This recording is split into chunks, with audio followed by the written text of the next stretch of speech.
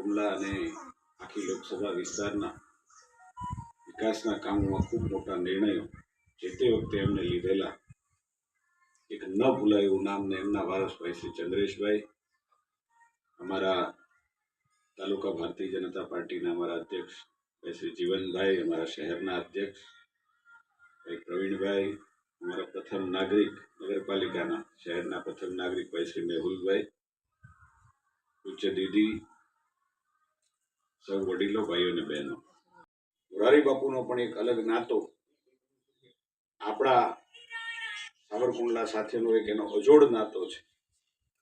એમ શિવ સાથે શિવ પુરાણ, શિવ કથા એ પણ આખા ગુજરાતની અંદર શિવ તત્વને જીવિત રાખવાનું આખા ગુજરાતમાં પુણ્ય.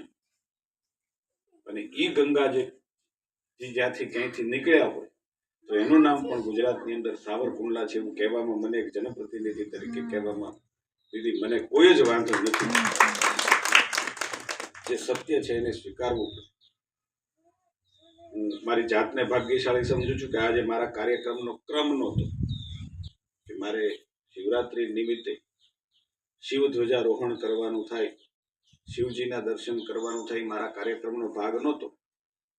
પરંતુ કોઈ ઈશ્વરીય સંકેત હશે, મારા કોઈ પિતાજીના પિતાજીઓ કે મારા કોઈ વડોએ સારા કર્મો કર્યા હશે, એટલે આ જ દિવસે નાહી ધોઈને સીધું જ શિવરાત્રીના દિવસે એ પણ એક એવી સંસ્થા પ્રજાપિતા બ્રહ્મા કુમારી, એ સંસ્થાની અંદર શિવજીના દર્શન કરવાનું, શિવજીનું ધ્વજારોહણ કરવાનું, ફરીથી એક ક્રમ ચૂક્યો પણ ફરીથી એક ક્રમ શરૂ કરવાનો ઈશ્વરે મને કંઈક સુજાડ્યું છે, તમને પણ કંઈક સુજાડ્યું છે, એટલે તમે મને આમંત્રણ આપ્યું.